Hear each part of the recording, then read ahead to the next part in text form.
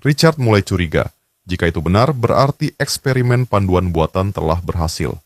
Tapi ia juga bertanya-tanya, mengapa Alejandro belum melaporkannya kepada makhluk itu?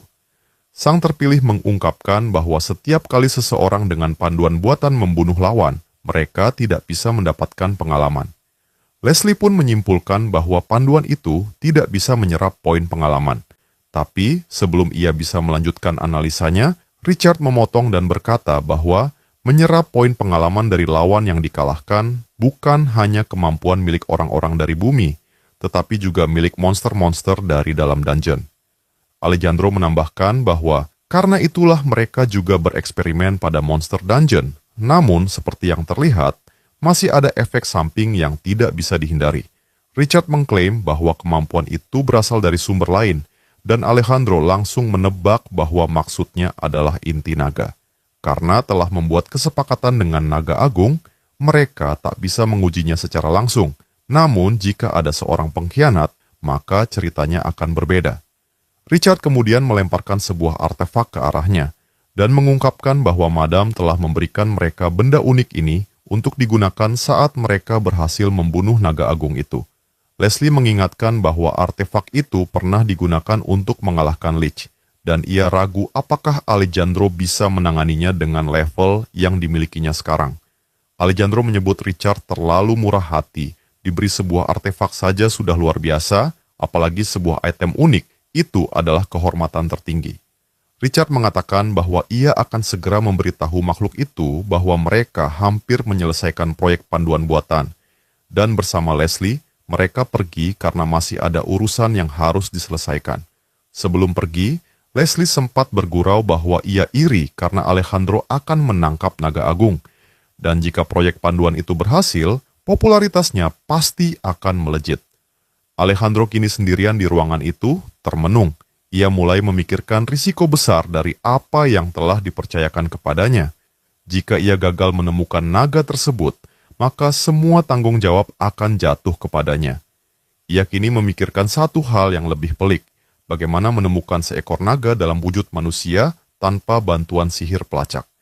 Ia pun memanggil gadis itu Ellie dan memerintahkannya untuk memanggil Wyvern agar membersihkan sisa tubuh mayat. Setelah itu, Alejandro juga meninggalkan tempat itu. Ellie berjalan menuju sebuah ruangan kecil tempat Evir sebelumnya dikurung. Namun, saat ia membuka pintu, ruangan itu kosong. Evir telah menghilang. Di tempat lain, sang Wyvern tengah berlari menyusuri jalan-jalan sempit ruangan, berusaha melarikan diri secepat mungkin. Tanpa sengaja, ia telah mendengar semua percakapan antara Richard, Alejandro, dan Leslie.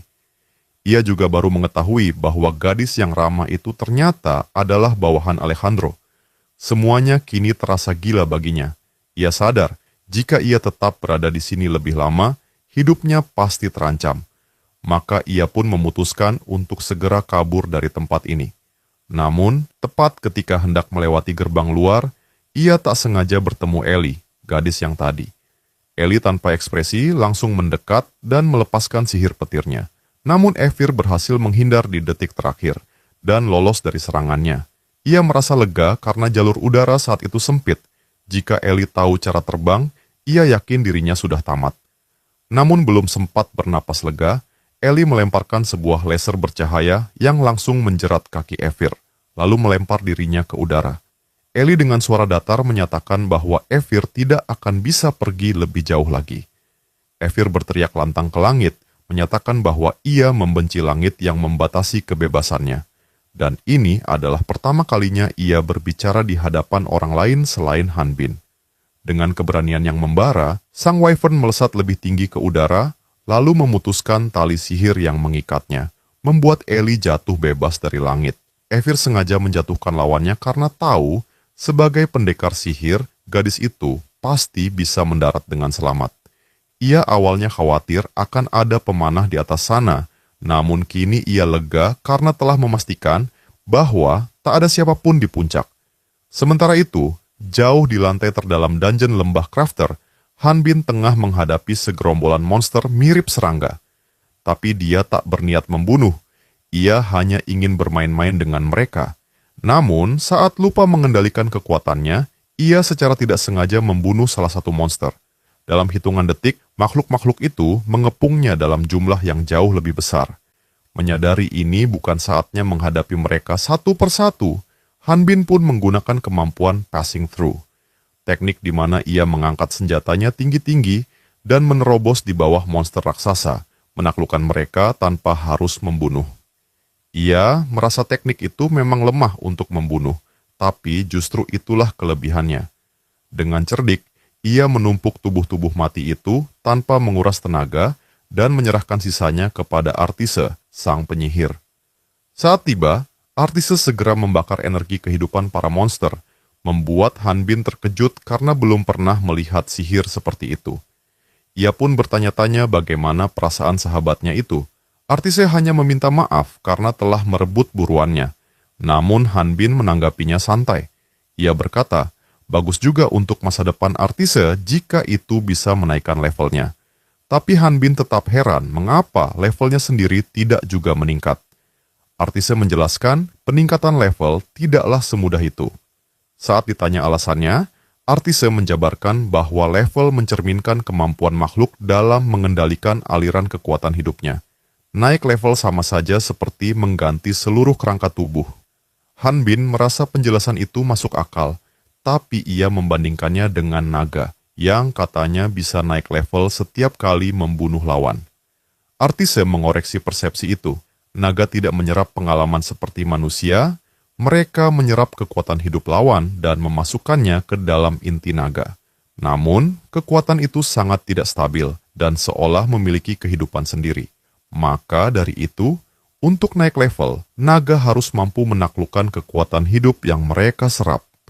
Jika menyerap lebih dari yang bisa dikendalikan, mereka bisa meledak karena tidak tahan menampungnya.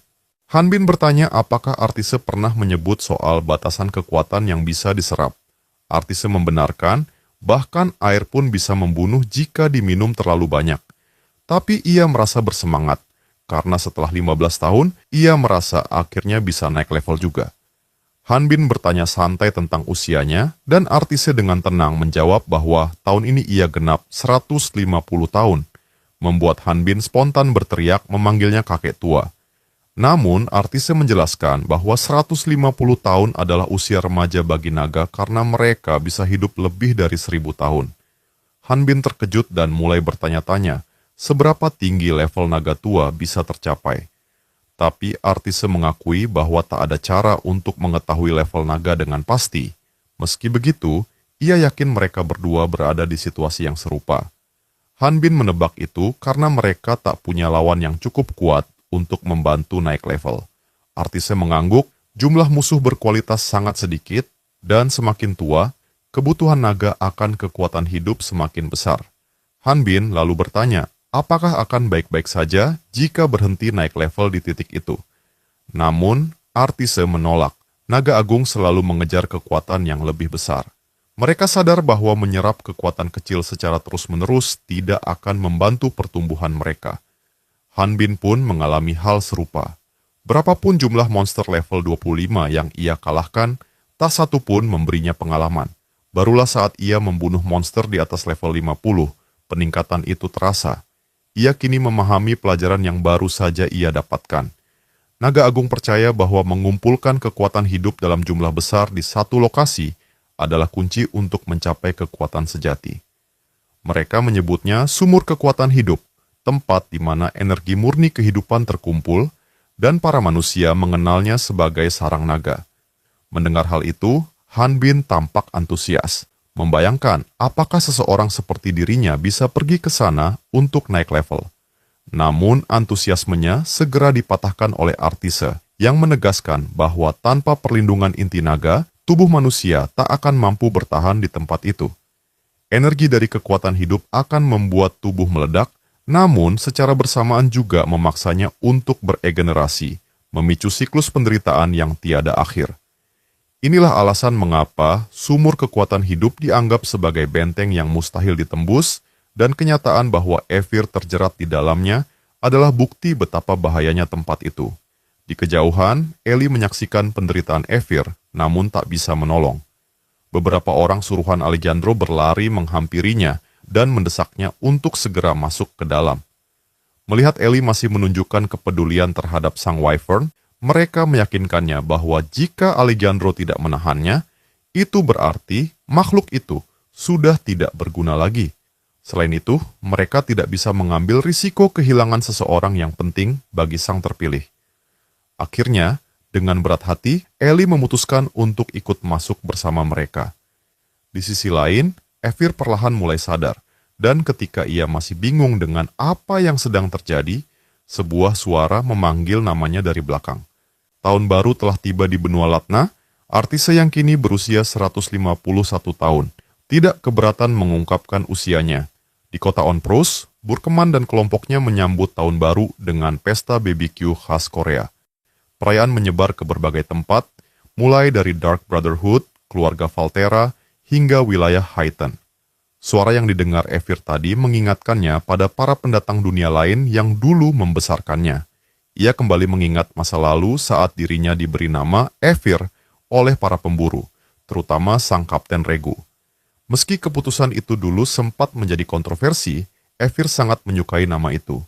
Orang yang menyelamatkannya tak lain adalah Kapten Baldi, kapten dari kelompok pemburu yang dulu ia anggap sebagai keluarga.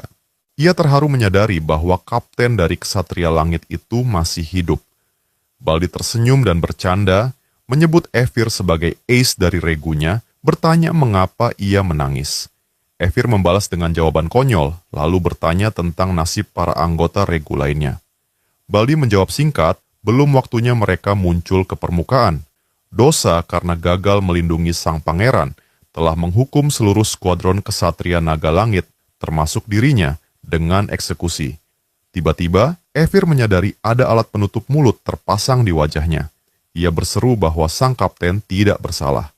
Baldi menjawab lembut, mengatakan bahwa Evir memang pintar dan penuh pengetahuan, namun terlalu sering mencurigai orang lain. Ia memberinya nasihat bahwa sesekali, seseorang harus belajar mempercayai orang lain, karena ketika debu masuk ke mata, ada kalanya seseorang selain dirinya yang harus menyeka air mata itu, meski hanya secara kiasan. Tepat setelah kata-kata itu selesai, Evir terjatuh dari langit, namun pada saat yang krusial, Eli melompat dan menangkapnya. Ia segera memeriksa kondisi Evir dan merasa lega saat mengetahui ia masih sadar. Wyvern yang dulu ramah itu telah menyerap kekuatan hidup dalam jumlah besar, menyebabkan energi di dalam tubuhnya menjadi kacau. Namun, untuk sementara, Eli menyarankan agar mereka fokus menyembuhkan luka-luka luar terlebih dahulu. Ia meminta salah satu petugas untuk membawa ramuan penyembuh, tapi saat itu juga Alejandro muncul dan langsung menolak. Ia mengatakan bahwa menggunakan ramuan untuk menyelamatkan seekor wyvern adalah pemborosan belaka. Ia mengaku hampir pergi, tapi kembali saat melihat kilatan cahaya di langit. Sang terpilih ikut mendesak Eli untuk meninggalkan Evir. Menurutnya, kekuatan hidup dalam jumlah sebesar itu sulit ditahan, bahkan oleh naga, apalagi seekor wyvern biasa. Ia menegaskan bahwa menggunakan ramuan untuk menyelamatkan satu makhluk yang tak berguna tidak sepadan, dan ia pun mengklaim bahwa ia bahkan tidak membawa ramuan tersebut. Ia menyatakan bahwa mungkin lebih baik mengakhiri penderitaan Evir sekarang juga. Tidak punya pilihan lain, Eli perlahan mendekati wyvern yang terbaring lemah itu, lalu dengan suara lembut memintanya menutup mata. Ia meminta Evir membayangkan dirinya sebagai mangkuk yang meluap oleh air, dan perlahan mulai membentuk air itu menjadi gelembung-gelembung kecil seperti marmer. Ia meyakinkan Evir bahwa rasa sakit itu akan segera hilang, perasaan damai itu akan datang dengan sendirinya. Lalu, tanpa peringatan, Eli menggoreskan luka di lengannya sendiri, dan dengan nada tegas menatap Alejandro, menuntutnya menyerahkan ramuan itu. Dengan penuh keyakinan, Eli bersiap untuk membuat luka besar lagi di lengannya. Sikapnya yang sembrono membuat seseorang di dekatnya merasa kesal. Dengan nada jengkel, dia mengatakan bahwa ia akan memberinya ramuan penyembuh, tapi hanya untuk kali ini saja. Eli menerimanya dengan penuh rasa syukur, dan tak lama kemudian, ia mulai merawat Evir menggunakan ramuan dan perban. Namun, sang wyvern tak percaya begitu saja. Dalam pikirannya, Eli pasti menyembunyikan sesuatu. Pasti ada motif tersembunyi di balik sikap penyelamatannya. Eli tidak menyangkal dan dengan tenang menjawab bahwa memang ada alasannya. Ia lalu bertanya pada Evir, apakah sebelumnya dia pernah menanam tumbuhan. Sang Wyvern menjawab bahwa ia memiliki kebun kecil. Entah bagaimana, Evir tiba-tiba menyimpulkan bahwa Ellie akan memakannya, tapi gadis itu buru-buru menenangkannya dengan mengatakan bahwa ia tidak memakan bunga-bunga miliknya. Saat Evir bertanya mengapa ia menanam tanaman, Ellie pun membuka rahasia yang selama ini ia simpan. Ia mengaku buta, dan satu-satunya cara untuk melihat dunia adalah melalui panduan buatan yang tertanam dalam dirinya. Ia tidak bisa melihat warna apapun, tapi ia bisa melihat nama Evir. Namun, benda mati sangat sulit untuk dikenali, itulah mengapa ia memilih untuk menanam tanaman. Ia menjelaskan bahwa orang tidak menyiram tanaman yang sakit atau yang sudah benar-benar layu. Sebaliknya, Evir justru masih hidup, bahkan setelah menyerap begitu banyak kekuatan hidup. Ellie mulai curiga, mungkin itulah alasan mengapa ia secara naluriah meminta ramuan tadi. Banyak orang, bahkan mereka yang memiliki panduan buatan, mungkin menganggap Wyvern itu hanya beruntung bisa bertahan. Tapi Ellie tahu, ia merasakan kekuatan hidup yang masih mengalir dalam tubuh Evir. Kecurigaan Ellie mengarah pada satu hal, bahwa Evir mungkin memiliki inti naga di dalam tubuhnya. Saat ia mengungkapkan hal ini, Evir langsung menolak mentah-mentah. Ia bersikeras bahwa dirinya hanyalah seekor Wyvern biasa. Namun, Ellie tak mudah percaya. Wyvern adalah salah satu spesies naga, dan Evir jauh lebih cerdas dari Wyvern kebanyakan. Ellie menduga bahwa dalam proses menerima kekuatan hidup, Evir secara naluriah telah menciptakan inti naga. Awalnya, hal ini membuat Ellie bingung, namun kemudian ia sadar bahwa Alejandro telah lama mencari inti naga, dan itu membuat dugaannya makin kuat. Ellie mengakui bahwa inti naga adalah elemen terakhir yang dibutuhkan untuk menyempurnakan panduan buatan dalam dirinya. Namun, ia tidak memberitahu Alejandro soal ini. Sebaliknya, ia membawa Evir ke tempat ini, menyembunyikannya dari sang tuan. Dalam hatinya, Ellie bertanya-tanya, apakah Evir menganggapnya sebagai bawahan yang setia, padahal ia sudah mengkhianatinya. Evir menanggapi dengan tenang, kalau Ellie mengatakannya seperti itu, maka mungkin memang ia cukup setia pada Alejandro. Tapi bisa juga semua itu hanya kepura-puraan. Bagaimanapun juga, Evir merasa beruntung masih hidup. Ia sendiri tak yakin apakah semua ini adalah bagian dari rencana Ellie atau bukan. Namun satu hal yang pasti, jika ia terus menebak-nebak tujuan Ellie, ia tidak akan pernah menemukan jawabannya. Topik pun berganti. Evir bertanya, apakah Ellie bisa merasakan bentuk atau wujud benda dengan panduan buatan miliknya, meskipun ia buta? Ellie mengangguk, lalu bertanya balik mengapa Evir yang ramah menanyakan hal itu. Sebagai jawaban, Evir menirukan gaya bicara Alejandro untuk menghiburnya. Ellie tersenyum dan Evir pun menyebutnya sebagai kakak perempuannya. Sementara itu, di tempat lain, Alejandro menerima daftar nama para pemburu yang mengalami peningkatan level secara cepat selama sebulan terakhir. Ia mengatakan kepada asistennya bahwa orang yang mereka cari tidak akan ditemukan di dalam daftar ini. Sang bawahan mengungkapkan pendapatnya, ia yakin target mereka mungkin sudah tidak berada di kota ini. Tapi menurutnya, kemungkinan itu sangat kecil, karena jika benar, mereka pasti menuju ke wilayah tengah benua, dan perjalanan ke sana sangat mahal. Menjadi pemburu adalah satu-satunya cara seseorang bisa mengumpulkan uang untuk perjalanan semacam itu. Ia meminta maaf karena membawa daftar yang tidak berguna dan menyarankan bahwa jika Alejandro mencari seseorang yang mencolok namun tidak tercantum dalam daftar, maka koran pemburu adalah sumber yang seharusnya mereka periksa. Namun ia sendiri tidak yakin. Menurutnya, nama-nama yang tercantum di sana, seperti Han Bin dan Artise, masih terlalu rendah levelnya. Dan kemungkinan besar bukan orang yang mereka cari. Namun, sang orang terpilih telah menemukannya. Di koran itu, ia melihat foto Han Bin dan Artise, dan dalam hati ia berpikir, tak mungkin mereka bisa bersembunyi dengan wajah seperti itu. Di dalam dungeon kawah, sekelompok pemburu sedang bertarung melawan laba-laba raksasa. Brett dan Martin bertarung di garis depan, namun Martin tampak mulai kewalahan, tertinggal dalam kecepatan dan kekuatan dari serangga mengerikan yang mereka hadapi. Brett melirik ke arah rekannya yang mulai kepayahan dan bertanya apakah Martin membutuhkan bantuan. Namun Martin merasa diremehkan. Dengan nada tersinggung, ia menyombongkan diri bahwa dirinya justru akan menjadi orang pertama yang menyelesaikan pertarungan. Tapi sayangnya, justru Brad yang lebih dulu menghabisi musuh. Dengan nada menggoda, Brad menegaskan bahwa sejak awal mereka masuk ke dungeon ini, dirinya lah yang sudah membunuh lebih banyak monster. Martin membantah keras dan bersikeras bahwa dialah yang membunuh paling banyak. Sementara Brad bersikukuh bahwa ia sudah mengalahkan 10 monster lebih banyak. Saat mereka sibuk saling beradu ego, keduanya menyadari bahwa mereka perlu mencari Elia dan Foel untuk penyembuhan. Namun, alangkah terkejutnya mereka ketika menemukan kedua spiritualis itu terjebak dalam jaring laba-laba besar.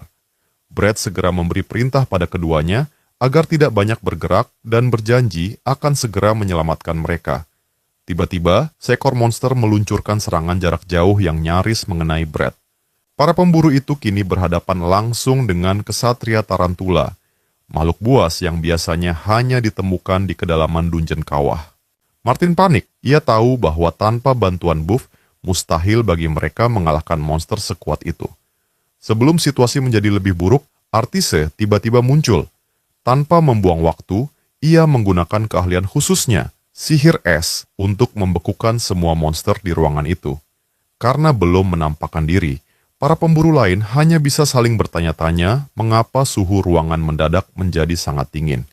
Brad menebak itu mungkin ulah sihir para monster, tapi Martin yakin ini bukanlah sihir biasa. Kemudian mereka melihat monster-monster itu telah membeku dan tampak tak bergerak. Saat itulah Artise muncul dari balik bayangan dan memberi penjelasan bahwa para monster itu belum mati, mereka hanya kehilangan kesadaran.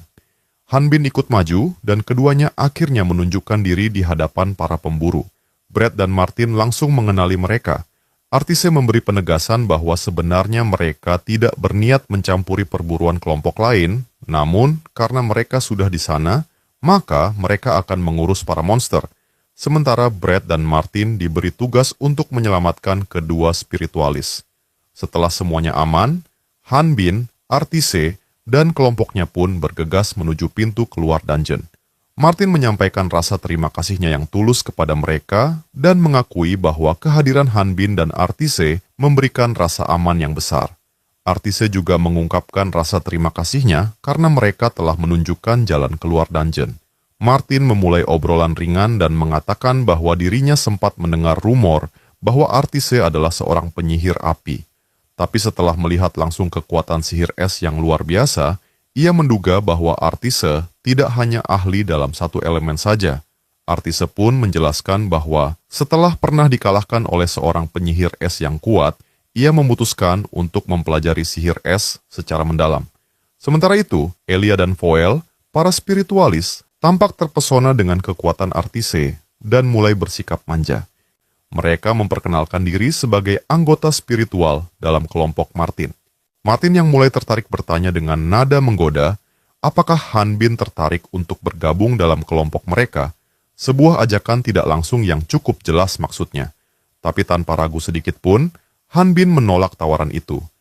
Elia tidak mengerti mengapa Han Bin terus menolak, padahal mereka memiliki pengalaman luas tentang dungeon dan pasti bisa bekerja sama dengan baik. Melihat temannya bersikap kaku, Artise ikut turun tangan dan menjelaskan bahwa Han Bin memang tidak suka terganggu dari latihannya. Karena alasan itulah mereka selalu menolak semua ajakan untuk bergabung dengan kelompok manapun. Elia memahami pentingnya latihan, tapi ia juga yakin bahwa kerja sama tim tak kalah penting. Dengan nada ramah, ia mengundang Han Bin untuk ikut minum bersama mereka, tapi lagi-lagi Han Bin menolak dengan sopan. Foel, yang lebih kalem mengatakan bahwa ia lebih suka minum teh sambil menyusun strategi ketika sedang libur. Tapi ajakan itu pun ditolak juga. Namun perlahan, ekspresi Han Bin mulai goyah. Ia kehilangan fokus sejenak dan bergumam bahwa mungkin sesekali tidak apa-apa. Artise menatapnya tajam, ekspresinya menunjukkan keraguan. Dalam benaknya, ia mengingat kembali rencana besar yang pernah mereka diskusikan bersama. Dalam kilas balik, terlihat Artise dan Han Bin tengah membicarakan bagaimana cara membuat Han Bin menjadi pusat perhatian dengan berpura-pura menjadi Valtera. Artise percaya bahwa untuk mendapatkan pengakuan, mereka butuh saksi mata. Tanpa penonton, sekeras apapun usaha mereka, yang meningkat hanyalah angka statistik pribadi. Dan jika statistik itu naik drastis tanpa adanya reputasi yang mengiringi, maka hal itu justru akan menimbulkan kecurigaan. Dari apa yang pernah Artise pelajari, cara paling efektif untuk meningkatkan opini publik adalah melalui citra dan rumor. Maka ia pun membuat rencana untuk memamerkan kekuatan Hanbin yang luar biasa dengan cara bergabung secara terbuka dalam misi bersama kelompok-kelompok pemburu lain. Lewat cara ini, mereka bisa meyakinkan orang-orang bahwa Hanbin adalah pahlawan Valtera yang mereka bicarakan. Dan lebih dari itu, rencana ini juga akan membuka peluang bagi Hanbin untuk bertemu langsung dengan para dewi. Namun bagi Hanbin, menjaga aura misterius adalah hal yang tak kalah penting. Karena hanya dengan menyembunyikan sebagian dari jati dirinya, ia bisa menghindari kemungkinan identitas aslinya terbongkar terlalu cepat. Untungnya, sang penyihir memberitahu Hanbin bahwa sudah ada antrean panjang dari kelompok-kelompok pemburu yang ingin bekerja sama dengan prajurit Valtera. Saat Hanbin sedang mempertimbangkan peluang keberhasilan dari rencana besar mereka, Artise telah menyiapkan strategi matang untuk menjadikannya pemburu paling terkenal di seluruh kota. Kini Hanbin mengakui bahwa semua yang dikatakan oleh sahabat naganya ternyata menjadi kenyataan. Namun, ada satu hal yang masih belum terwujud. Popularitas Hanbin di kalangan wanita. Para gadis justru lebih tertarik menghabiskan waktu bersama Artise, mengira bahwa sang prajurit Valtera pasti akan sibuk berlatih sendirian seperti biasa. Namun Artise menolak ajakan mereka dengan sopan karena ia tengah fokus dalam penelitian sihirnya. Brad yang menyaksikan semua itu menunjukkan pendapat kuat bahwa menjadi pemburu berarti mengorbankan waktu pribadi demi terus bertarung melawan monster dalam siklus pertempuran yang tiada akhir. Gadis-gadis itu cepat menangkap bahwa Brad mulai merasa cemburu, dan mereka pun menyindirnya bahwa pria pencemburu tidak akan pernah populer di mata wanita. Diliputi rasa cemburu dan emosi negatif, Brad akhirnya meluapkan kekesalannya dan menyebut Artise tidak pantas disebut pemburu sejati. Hanbin yang tidak tinggal diam langsung menghadapi Brad demi membela sahabatnya. Brad yang semakin terprovokasi menuduh bahwa Valtera kini sedang mengancamnya karena ia telah mengkritik gurunya. Ia sadar bahwa semua orang kini tertuju padanya. Hanbin pun tidak memperpanjang debat itu. Ia hanya memalingkan wajahnya dari Brad dan membuka pintu besar di belakangnya. Pintu yang mengarah langsung ke sumber sihir Dungeon Tengah. Martin terlihat sangat terkejut melihat tempat itu sedekat ini. Ia tidak menyangka bahwa sumber kekuatan dungeon ada begitu dekat dari posisi mereka.